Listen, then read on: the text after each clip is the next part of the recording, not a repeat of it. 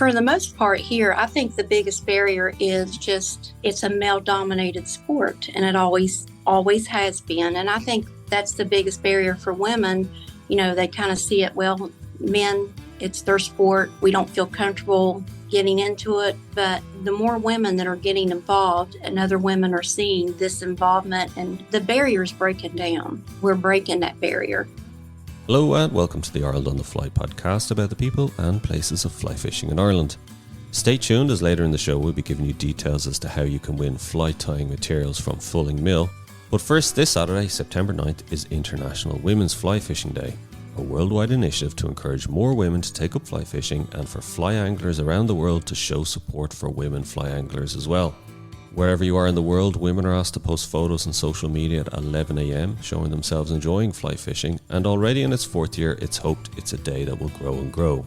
But did you know that an Irish female fly angler is one of those behind the project? Maddy Kelly is an Irish international angler who teamed up with Pamela Dunlap from West Virginia to form a truly international initiative, and I first asked Maddy how and why the idea for International Women's Fly Fishing Day came about. Pamela and I had been talking online for, I suppose, about 18 months. And we both had been working with women's groups trying to get more women into fly fishing. And it just literally was one day I said in passing, you know, we should set up a group and go out on the same day and call it International Women's Fly Fishing Day. And we both kind of laughed. And then over the next few months, we actually thought that wasn't a bad idea. And then between us, we knew a number of women around the world. So we just decided that what we do instead is try and get as many of those women as possible to actually go out on the day with a group. And so come Christmas that year, 2019, we had thrown up a wee plan, and then COVID hit. And unfortunately, we had to cancel International Women's Fly Fishing Day before it had even been started. And then the format that it's in now is that women are asked at 11 o'clock in whatever time zone they're in to post a photograph at 11 a.m. And, you know, over COVID, over the first few months of COVID, we were definitely down in the dumps because we weren't getting to run our day. And it was just like, you know, a moment this thought came to my head. And my inner voice, which was quite loud that day, said something like the day unfolding across the world. And then literally, you know, within seconds, I had this idea that women all over the world could be posting at the same time, and therefore International Women's Fly Fishing Day would literally unfold across the world.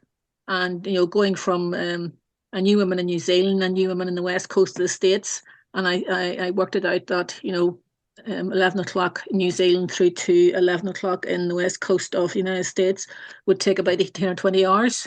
So International Women's Fly Fishing Day would last about 20 hours. And tell us, Pamela, you, in terms of came to fly fishing, well, a recent enough convert, is that fair to say? But you were involved in a group called Women, Wine and Waders in West Virginia. Yeah, I started fly fishing. It's just been, this is my 10th year, so I am fairly new. I don't have nearly the time in that Maddy has, but I enjoyed the short period of time that I was introduced to it and started fishing on my own. Of course, you know, it took several years before I got adequate enough to be stream independent, you know. So during that time, I started asking some of my coworkers to go along with me and learn with me, you know, coerced them into trying it, and it just took off. I started having tons of women saying, hey, are you going to do another trip? I'd like to go. Hey, so it came to me, you know, I could put a group together and really get this idea of taking women fly fishing, teaching them how to do it, getting them to the point where I was at, which was stream independence. So I founded this group based out of West Virginia, Women, Wine, and Waders, in 2015, and it has completely evolved in the past 8 years now. It's really grown and flourished, and I'm very proud of what it's become.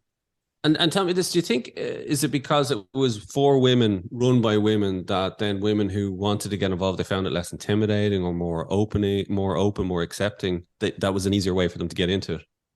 Most women are more comfortable with other women working with them. And, you know, I think Listen, we have talked about fly fishing being physical and a mental stress relief getaway, so to speak. It's great for the mind and body. And there's a lot of women out there, specifically my age group, that, we're older. Our kids are out and going. Maybe we're a widow. There's a lot of reasons that these women come to me saying, hey, I need a trip with you. And a lot of them are just looking for something new to do with their time and to make new friends. And hey, you go on these trips, you meet these women, and I'm sure Maddy will back this up. This is lifelong friendships that you make through this sport. And, to me, that is one of the best results that you can get from doing these trips and running these programs that her and I do. I thought one of the most important things you said there, and it's a phrase you obviously have, is stream independence. Yes. It's not something you are given or can, that you get immediately. It comes with time and practice and a little bit of learning. And when I start with these women, when I bring, especially the newer ladies, I just get them on the water, get them hooked up, let them fight the fish, get them landed it, and try to get them to touch it. That don't always happen. But I don't throw everything out there at them at once. I never discuss tippets or leaders. I just get them on a fun-filled day of catching fish, hopefully. Let them learn a little bit. I never throw everything out at once because from my experience, if you give them too much at one time, it's confusing. They don't retain it, and then you've lost them. They won't be back. They're just too much. It's overwhelming. So when I take ladies on a trip, and most importantly, beginners, I tell them never go out and buy anything. I've got all your supplies. I've got everything. Let me take you out, let you try my stuff, because I don't go tell people to go buy a certain brand of anything, because listen, we're all different. None of us buy the same brand of vehicles now, do we? So everybody likes something different. Your rods come in medium and fast action and glass, different actions. We all like something different. So come on my trips, try my equipment, use it. Talk to the other ladies about what they're using and get a grasp on what you think you might like before you go out spending a minor fortune in equipment. And that's a good thing that we can offer with Women Wine and Waders, is letting these ladies try everything out. They don't spend a lot of money just to go on a fishing trip and meet and make friends. So to me, that's a big positive with what we can offer through this group. Yeah, that sounds really, really good. And it's a really good way to go around things and not to overload. I mean, that information overload can turn a lot of people away. So, but Maddy, would you have been aware of that phrase, but you obviously would have been aware of the whole concept behind it here in Ireland as well? Yeah. I started running training courses for women in November of 2015. And since that, especially over the years of 2018, 2019, myself and my friend Susan Brown, we had been running like a program of 6 days over the course of maybe 2 or 3 months for beginners, and trying to encourage those beginners to come along to as many of those days as possible. And then after a few years, some of the women who had been on the days in 2015 just wanted to come along and be with other women, but obviously the beginner's day wasn't challenging enough for them. So we ran an intermediate program of 10 days, and by request we put another 2 days on. So in that year, 2018, we had an intermediate program of 10, 12 days. And that covered such a lot of stuff, and it was so different for me to be actually coaching on that day, because these women were at a far higher level than the beginners that I was used to. And it was really, really superb. So unfortunately then COVID hit and knocked all that on the head. But yeah, the way Pamela would have maybe more experienced anglers going on her trips, whereas when I run a day for beginners, it really is beginners, women who have maybe never even seen a fishing rod, let alone put one up. So yes, I wouldn't use the term stream independence. That's a great phrase. I would just talk about the aim of our days is to make independent anglers of them so that they can feel okay about driving into a car park of a stillwater fishery and not feel embarrassed because they're not fumbling over assembling the rod, and then when they go out and start casting, they're not again fumbling over casting. So we would concentrate a lot on actually trying to get their cast correct, because once you have a good cast, you're more confident. That's how you get your confidence built up. And all this other stuff, my phrase is, like, you learn how to fish and then you spend the rest of your life learning how to fish. So and that's what I tell the women. And your Pamela's quite correct. Lifelong friendships, as I'm sure you know, Tom, because you've been fishing a lifetime too.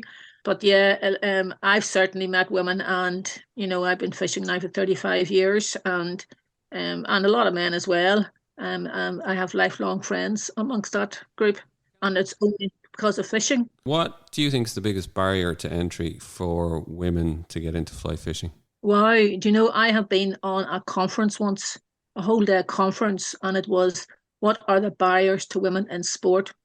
So you're asking to knock that all down into like half a minute.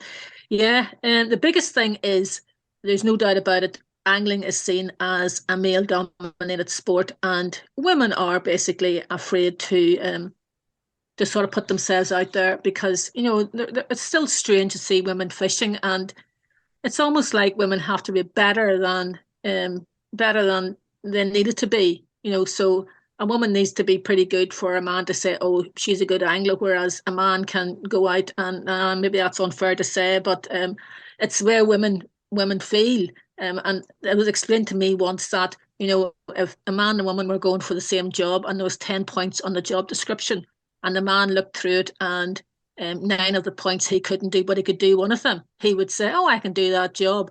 Whereas if the woman read through it and saw 9 points that she could do and one she couldn't do, she would say, oh, I can't do that job. And apparently that's the difference in the way men and women think. So yeah, one of the big barriers is that women do not have confidence. And that is why I think more so than with men, women's groups are springing up all over the world, because women do like learning with each other, and if it's at all possible, being taught by women. And I know that over in America, more and more women are becoming coaches and instructors, and there's a great opportunity for women's groups to be taught by women. Here in Ireland, we're only at the very, very ground level at that. With Glenda Powell, who's an absolutely fantastic instructor, and she's been doing it for over 20 years. But there's not very many more, honestly. So when we get more women into fishing, I hope it'll lead to more women actually becoming coaches and instructors, and also not only that, but taking positions on committees and boards, so that they're helping to run angling and helping to develop angling. And that's how you know that women have successfully come into the sport of angling. I'm sure it would be the same for any sport. And that is, lack of confidence is one of the big barriers to women coming into angling. But then there's also things like, they're also the main caregiver in the family. So if there's something wrong with a child or an elderly relative, I'm not saying men don't care about their children or elderly relatives, but it'll be the woman who stays at home to look after the sick person. I think that is a good point you made, Maddy, in relation to the kind of, the confidence issue, and then the importance of like women learning from women, as evidenced, Pamela, by your group. Just from your perspective, Pamela, I'd be interested to see, what do you think is the biggest barrier to entry for women getting into fly fishing where you live or in the States in general? For the most part here, I think the biggest barrier is just the old times, it's a male dominated sport, and it most always has been. And I think that's the biggest barrier for women. They kind of see it, well, men, it's their sport, we don't feel comfortable getting into it. But the more women that are getting involved, and other women are seeing this involvement and how much women have flourished in the sport, the barrier is breaking down. We're breaking that barrier. I would say, I would guess, we used to have a company in the States pushing a 50-50 on the water, trying to get women and men equal in the fly fishing industry. I don't know that we've met that yet. I'd say we're a little ways still away from that, but it's getting there. My main thing is it's once we get them introduced to the fly fishing, it's keeping them involved. That's what we're looking at now. In discussions with other ladies in the industries through maybe product lines and stuff, we're starting to see a small decrease in the amount of ladies that are fly fishing. And I'm not sure what that reasoning is, but we're starting to lose a few that we brought in. So I don't know what the push is. Maybe, like I said, sometimes it's overwhelming with the amount of information that they may be getting. I know for me, when I first started, too much information is generally going to lose them. But the number one reason, I think, it's just always been a male-dominated sport. Even when in the States here, when we think of Trout Unlimited, I don't ever remember seeing a woman involved with Trout Unlimited, but you do now.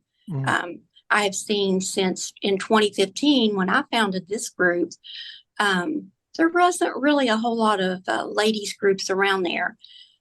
Fast forward 8 years, now there's almost a fly fishing group in every state, a women's fly fishing group in every state here in the USA. Now that alone says a lot. That is a tremendous growth, but it's not so much the growth as it is to keep them involved and keep them into the sport. And, women have always seen the male side of it. And I think the more they see us women that promote it, teach it, instruct, whatever we're doing in the fly fishing industry, maybe the more that we will get the women involved in it. So we'll see how the rest goes. I'm far from being done. We'll see how it looks in another 40 years when I'm hopefully still in it. It's just what Pamela was saying there. When I started fishing just over 30 years ago, I understood that the percentage of women, percentage of anglers in the States was at 14%. And yes, Pamela referenced a campaign there, 50-50 on the water. I think that campaign finished in 2020, but I think it's now sitting at the percentage of anglers who are female is 43%. I've just seen that stat quite recently. So that's absolutely phenomenal. There are so many women who fish in the United States. There's a whole business around women's fishing. And, Ireland's a long way off that.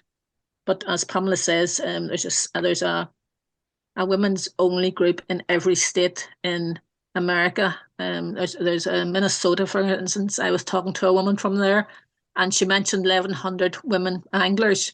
And I said something like, is that women anglers? How many of those fly fish? And she says, oh, no, they all fly fish. That's my club. That's at the north of Minnesota. And there's other women's only clubs in Minnesota, plus other clubs that have mixed membership. And I had to do some research, of course, because I like stats. And I found out that Minnesota has 80,000 square miles of land, and Ireland has 30,000 square miles of land. And Minnesota has a population of just over 5 million, and Ireland has a population of just under 7 million. So I'm pretty convinced that there are a lot of women in Ireland who would love to learn how to fish, only they don't know it. And that's the women I'm trying to reach. So it's not articles in angling magazines. It's articles in magazines that women read, or papers that women read, or online journals that women read. It's not the angling, because if you're in an angling family, you will know, and you're a woman, you will know if you like fishing or not. So we're trying to reach all these women who are not in an angling family. And then we're talking about barriers there a wee while ago. Actually, I missed this one, but one of the biggest barriers is that women do not feel safe to go out alone. The prospect of walking 5 miles up a riverbank scares me. Now, I know women who will do it, but I'm not keen to do it. I like to go fishing on a river with somebody. I can take a boat out and lock mask on my own, but it's just strange. I can tell you this story. A youth worker in the United States had a mixed group of young people, and he asked the young people to start writing down the things they do every day to keep safe. And after about 2 minutes, the guys had all finished and were looking around at the young women writing furiously, and the women kept writing. So it just demonstrated that women have to think more about how they keep themselves safe on a daily basis than men do. And I think that actually does affect the numbers of women in angling, because angling really is something that you tend to do on your own, you know. It's a really good point, actually. I think it's something we underestimate, Maddy, as men. I remember, I think it was my wife was telling me a survey or a stat she had read. I thought it was very interesting, where women were asked, like, if there was no men in the world, what would you do in the evening time? And they would say, we would go for a walk, we would go for a run, you know, we would go out on our own, we would go to the woods, we would go to the beach. And I just, you know, for me, wouldn't even think twice that I couldn't do that. I would do, you know what I mean? And it just struck home that, like, kind of going, yeah, dead right. Like, and even just, sorry, another story on that. A couple of weeks ago, I was down by the River Shore, which is my local river, and it was daytime, and I pulled up to, usually nobody around, but I was just tackling up, and a young girl drove down, and it's like, it's a lonely lane where I was parked. And I could see she was a bit like, she was, I think, to do with science, she was doing some surveying of birds in the air, but I could see she was totally freaked out that she was a young girl on her own, and here was this guy, you know what I mean? And it was just like, she couldn't get out of there quick enough. And you feel terrible, you know what I mean? That's in this day and age. And you're right, Maddy, that's the thing about fishing, isn't it? That is part of the problem, that you're in such isolated spots. And I think it is something that we do underestimate. Can I ask you, Maddy, I think it's very interesting when you hear the numbers from the States and what Pamela was saying. What should we be doing more, do you think, in Ireland? Because I think part of the problem is, and Tom, we've always spoken about this as well, as fishing is such a niche sport anyway, and then you fly fishing within that, you know, my friends all play golf. They all think I'm mad because I'm into fishing. So, like, that's just a general thing in terms of trying to get people into it. So trying to get women into it is an even harder sell then, do you think? Well, I mean, there is a stat that more people go fishing on a Sunday than watch football on a Saturday. I honestly don't know how true that is. I've Googled it many times. It's obviously a stat that refers to England, and I think it's referring to course anglers, and there are a lot of people who go course fishing on a Sunday. So maybe it's true. I really don't know. But yes, what can be done to bring more women into angling? You know, it is going to take investment. And I have to say, way back in 2019, when Inland Fisheries Ireland announced that wonderful programme to encourage more women and young people into angling, I was over the moon, and just really sorry that programme came to an end suddenly. And it'd be absolutely great to see something like that happening again, because, I mean, that programme employed 8 people to actually, you know, get more people and get more women and young people into angling, and that was absolutely perfect. So I'm afraid it's just going to take money, and it's going to take time and effort. But you know, unless we do get more young people into angling and more women into angling, angling's going to die, and we know that already, because you know, I've been on the competition scene on the big lakes in Ireland now for over 30 years, and you know, way back in the 90s, you know, boat men were really common, gillies were really common, but nowadays, you know, on the big lakes, it can be quite hard to get enough boatmen to, you know, gilly on one of the big competitions. So I would say in 10, 15 years' time, unless something's done, that scene's going to have changed completely. Yeah, well, it's actually something we've touched on here, Maddy, and we've touched on quite a few episodes about getting young people in, and it's interesting, and we'll kind of move a bit out of just into general angling terms here. I'm going to ask you, Pamela, do you still see a lot of young people, be they boys or girls? This is just a question now for getting youth involved. Would you still have a lot, I'd say a lot of youth coming into fishing and fly fishing where you are? Yeah, and I do. I took my nephew fly fishing for the first time. He's a spin angler, and he's like, "Oh, my whole football team's going to want to go now. They're all going to want to go." But you know, starting next year, I'll be working with some youth groups, taking them fly fishing and doing outdoor stuff with them. I think we all need to make sure that we introduce them to fly fishing, let them get a grasp of what it is, and teach them conservation along the way. We need our waterways. We need clean waters. And what better way to start than teaching our young people about fly fishing? And most fly fishers, we generally take more out than what we brought in. We have a caring aspect about nature and what's out there, and to leave it like it was to make it even better. So yeah, I think we need to work with our young, and through group organizations and church organizations. We have something here in West Virginia called Beyond the Backyard, where we work with kids and get them involved in the outdoors, and fly fishing being one of them. So, I think it starts with our young. We show them what there is out there and in fly fishing, and teach them conservation along the way. I think it's very important. I just think it goes hand in hand with fly fishing. Yeah, it does. Yeah, and fair play to you for doing all those. But so going back just to what we were saying there, and you brought up a couple of stats there, Maddy, and I saw a few of the stats, and one of them was that 5% of the instructors in Minnesota are women or female. Is that so? That's right.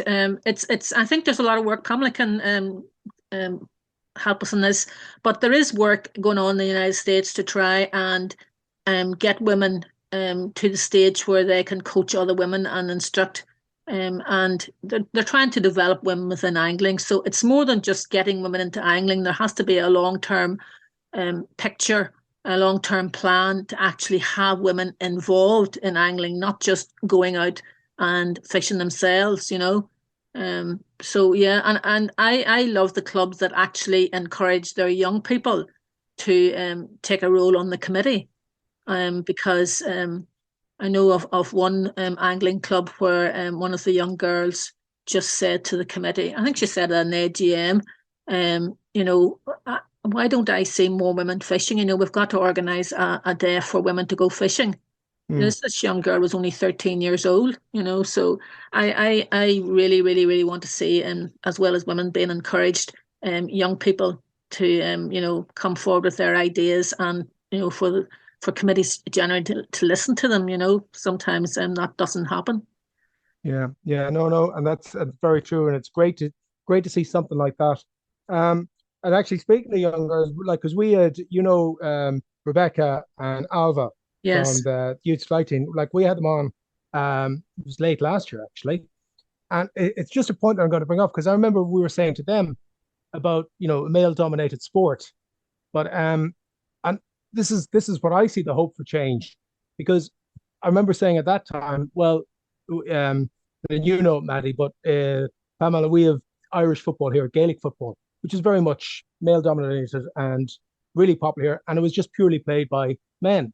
But in the last 15 years, we've seen an explosion of women's football, and it's really popular now. And I remember when I was growing up, all the girls that were my age couldn't play football, because the local football club didn't have a ladies' football team or a women's football team, but they do now, and they're really strong. And I see young girls and young women now getting a chance to do it. But that's because the structure was put in place, and there was investment. Yes, and encouragement. But you see, and this is back what I'm saying, and this is tying in with what's happening with you, Pamela. You've got instructors like yourself and guides, and as you said, you touched on it there, like anybody coming into the sport, if you're a woman, it's a lot probably, and you touched on it, it's easier for them to go to another woman rather than if they feel like it's entering into the male-dominated bastion. It must be really nice for them to come along and see you and go, God, this is great. I can feel comfortable. Yeah, I had one lady that contacted me, and she had some really bad things in her life happen. And she told me, she said, I found you at a time that I needed to find something. And she is a devout fly fishing lady now, and she just takes off and goes on my trips and fishes on her own. She's got other ladies in her area fishing. It really means something when you've touched somebody like that and got them involved in something that you truly love and have a desire and a passion to teach. So yeah. That's great. That's a great story. I was going to say that, you don't get any more male dominated in sport than you do in the likes of rugby. And as you say, football, but let's look at soccer. And, there have now been a number of televised Women's World Cup soccer championships and rugby championships. So, if women can break into those two sports, now that didn't happen overnight. Somebody looking on might say, "Oh yeah, goodness, the women just come from nowhere." The women haven't come from nowhere. They've been working at getting women into rugby and soccer for like 35 years or more. The interesting thing is, in terms of soccer, there used to be women football teams, but I don't know, maybe 80 years ago, somebody decided that women shouldn't be playing football, so they closed down all the women's football teams. So this bringing women's football teams back, is just replacing what used to be there. They used to be there, but yeah, women playing rugby and a world championship rugby that's televised is incredible. So it takes investment. It really does. I mean, the soccer didn't get to where it is now with no money, or it was a lot of money put into it. So it is going to take money. I do think as well the mass media does have a big role to play, because when you look at the coverage of women's soccer and rugby, it's on TV, it's in the newspapers, it's online. You can't help but notice it, and that sports editors have had to sit up and take notice and say, yeah, we have to include this and we will include it. And it becomes a self-fulfilling then, I think, because the more people see it, the more people talk about it, more people will hopefully play. And I think you are seeing that with the likes of, you had the Women's World Cup most recently as well. If you're a fly tyer or want to get into fly tying, this is for you. Ireland on the Fly are partnering with Fulling Mill to give away a box of fly tying materials with free shipping to one lucky listener each week for the next 12 weeks. Known for producing world-class fishing flies, including ranges from the likes of Davy McPhail, Jackie Mahan, Ronan Crane and our very own Tom Dock, Fulling Mill has been perfecting the art of fly tying for decades, and they are now launching their new range of fly tying material, including marabou, bucktail and zonker strips, to dubbing, chenille, yarn and wool. I think I got all right. It's a complete offering, and each item is processed and packed by hand, ensuring it arrives in perfect condition. So with fly tying season around the corner, what are you waiting for? The products are available online and in store from your local Fulling Mill dealer, so check it out at fullingmill.co.uk, and you never know, I might actually now finally start to take up fly tying maybe. So to be in with a chance of winning the £50 worth of materials, just answer the following question. Name one of the Irish Fulling Mill fly tying designers. So that's name one of the Irish Fulling Mill fly tying designers. Email your answer to info@lastcastmedia.com. That's info@lastcastmedia.com, and we'll pick a weekly winner for the next 12 weeks. For more details, see the show notes and our posts on Instagram at Ireland on the Fly. Can I bring it back to maybe the fishing itself, and just to explain to people, I'm going to ask about the day itself just to remind people and what they can do and what to look out for. But before we do, Pamela, I'm fascinated in finding out about the fishing in West Virginia. What is it? What's it like? Give us some kind of insights. West Virginia, we have everything from blue line streams where you can do a bow and arrow cast to like you could do a full-fledged fly out like you'd see in Montana or on one of the movies. We've got it all here. We've got bass, muskie, trout. We've got it all. We've got it all here. Like I say, you can, like Maddy said, you can walk 5 miles up, a native brook trout stream and use the stream might be 2 foot wide and you're hiding down low and you're doing a bow and arrow cast just so you can hopefully get a hook up. West Virginia is absolutely beautiful. I can't say enough about our state, and it's the whole state. The whole state. Catfish, there's fishing here of all sorts. We've just got so much going on, and if you don't try a little bit of fly fishing in West Virginia, you have truly missed out on something that's pretty spectacular. Is it off the radar in certain sense that Americans think of fly fishing, they think of Montana, Colorado, that kind of vibe, whereas West Virginia is a little bit off the radar, is it? We are very much off the radar. A lot of people will be like, I didn't know West Virginia had that kind of fly fishing, that kind of fishing in general. But, we have been a hidden gem, and I think our secret's starting to get out. They all come to West Virginia, DC, Maryland, Virginia. They all come here to West Virginia to fish our waters with the group. And so I think that's pretty phenomenal to have ladies, from those far distances to come here just to fish and see what we have to offer. Well, you heard it here, folks. West Virginia is the place to be when you're heading stateside. Sarah, bucket list. Bucket list, exactly. Bucket list. We have a bucket list on the show. Oh, Pamela. right. Well, the term we have is almost heaven, and it's so true to that term. It's Blue very Ridge true. Mountains. Yes. I won't start singing.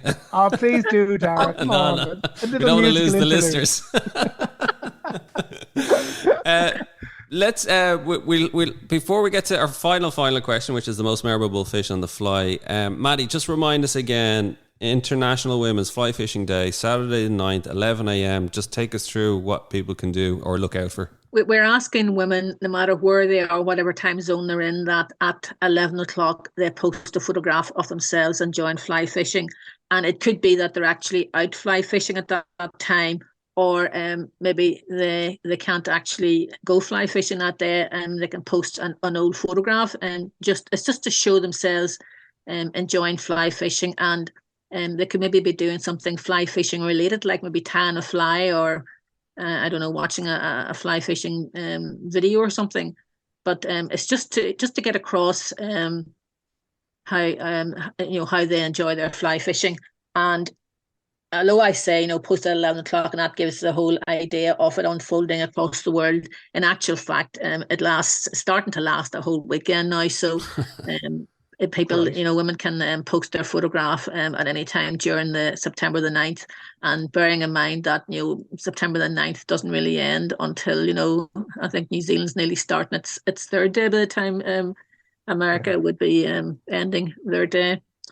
So, we've had responses so far from 23 different countries over the previous 3 years, and in total, probably just under 1,500 women have taken part. So that's phenomenal. And when you think that there's only 195 countries in the world, it means that we have managed to get responses from just under 12%. Which does sound quite a lot when you put it that way. And is there the hashtag they can use? There is a link. We just search for International Women's Fly Fishing Day on Facebook, you'll find it.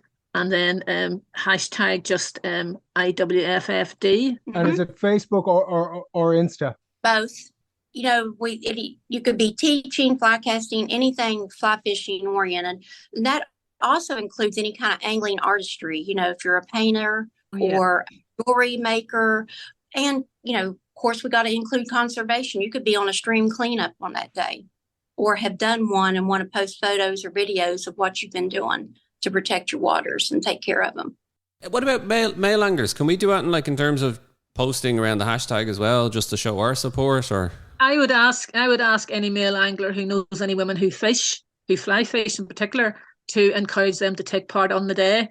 And also, if you're a male angler and you maybe have a woman in your family or in your circle of friends, see if they want to go out fishing, and see if you can help them.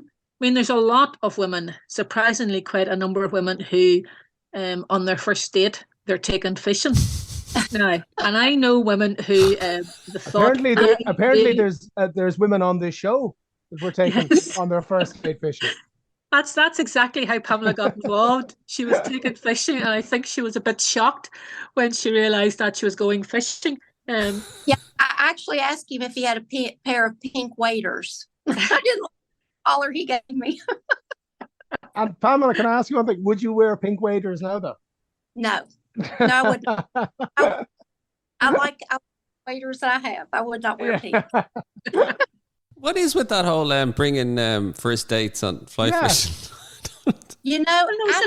Some anglers, some guys have taken women out on a first date, and it has happened a few times.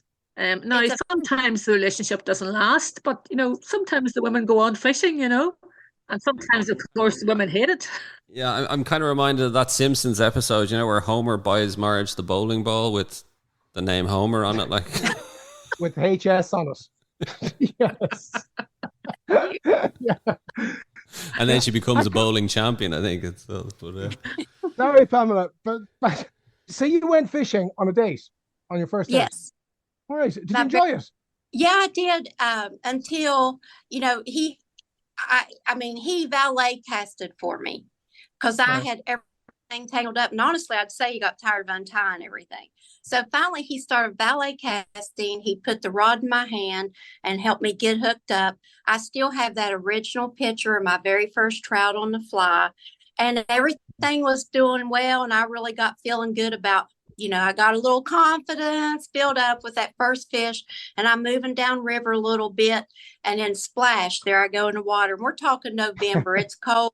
And my date is laughing, no swimming allowed, no swimming. And I'm laughing. It's just hilarious.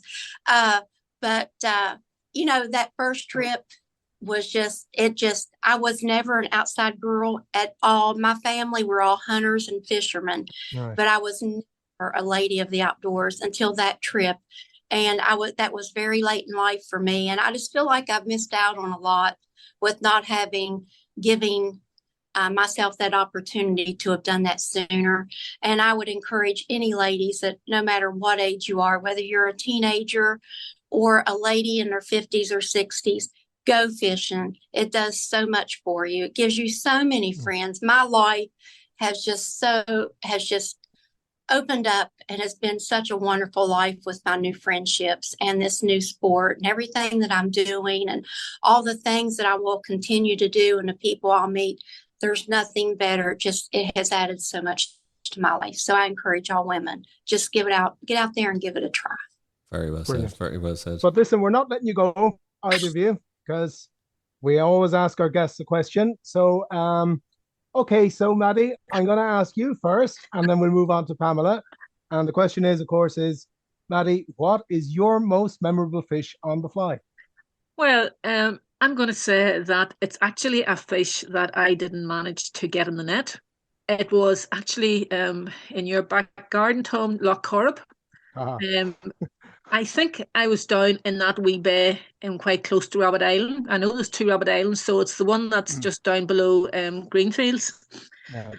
And it was a trial for the Irish ladies fly fishing team. And I was drawn by myself with a local boatman, and honestly, I forget his name, but he took me down to Rabbit Island, and it wasn't exactly where I wanted to go, but I thought, he knows the water. So down we goes, and he takes me up this wee bay, and we were on one side, and he looked over and he said, there's a decent fish on the far side. So it was the first fish that I ever actually hunted.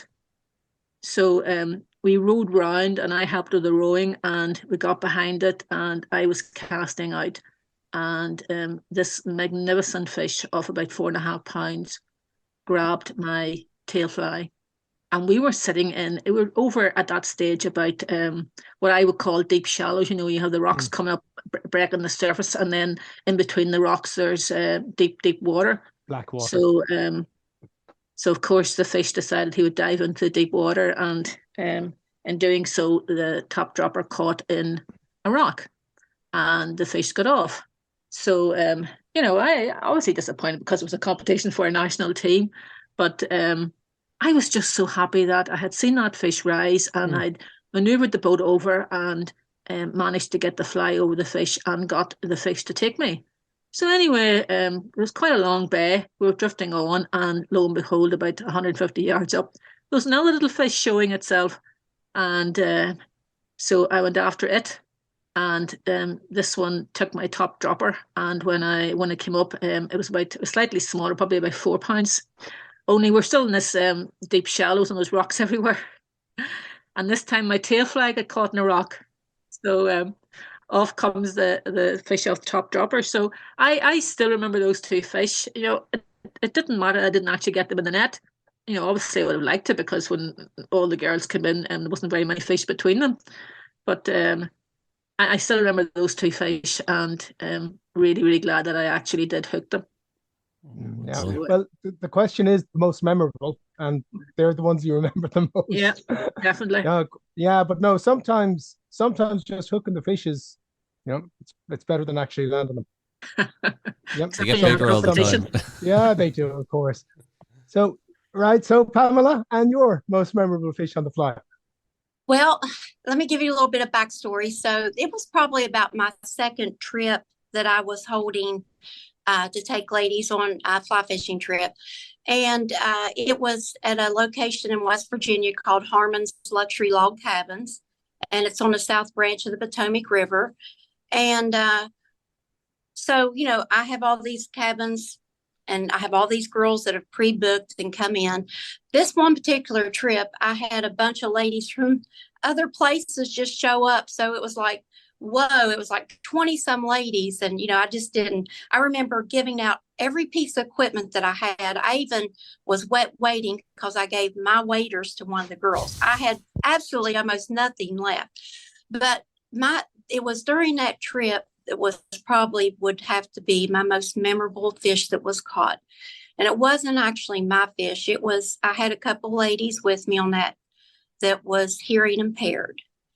And, to say it was kind of tough to get them hooked up, it was kind of tough. It was tough for them. But one of the ladies in particular, I couldn't sign. I didn't know how to sign, which I keep saying I'm going to learn because I'd like to take some more ladies out. But I took this one. I had her on the river. I was guiding her. And, she kept missing the hits. So finally, and it was like, it seemed like we casted, and she just wasn't quick enough to get on that, to set the hook.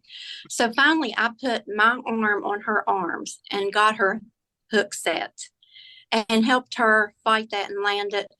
And that was just a really special day because she almost broke down and cried. She was so happy. And it was just great just to see somebody like that. That meant so much to. That was probably the best moment. That's a beautiful story, Pamela. What they say is, isn't it, that, and Tom, you know as a guide as well, that you get as much pleasure when you help other people catch fish, and it's passing that's the way, it on. Pamela, isn't it? You really do, Pamela. Especially somebody like that doesn't have a lot of opportunities to do things like that, and it's out of their comfort zone. And for them to have that opportunity and to be able to land a fish, and that smile was worth 1,000 casts to me. And I have that on her picture. I have her picture. It's very gratifying. That's beautiful. Beautiful stories. Thank you. Well, Maddy and Pamela, thanks again for your time. It's been brilliant finding out about the background to the initiative. It's the fourth year now, International Women's Fly Fishing Day. And I'll remind people again, it's 11 a.m. On Saturday, the 9th of September. We'll post a link in the show notes as well, so that people know. And it's hashtag IWF. Sorry, IWFFD. Yeah. IWFFD. We'll put that up as well. Just so people know. It isn't just at 11 a.m. But if you can, post your photograph at 11 a.m. But it's all day.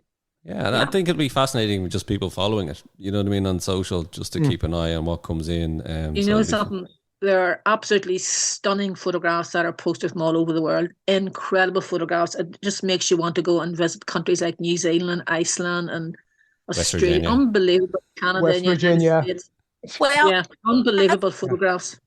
Another part of that too is seeing those photographs. You get to see the countryside of these other places that you would ordinarily not get to see, and how people fish differently. We all have different streams, and it's really, you get to just see countrysides. It's really nice to watch and follow and see what other people have in their areas.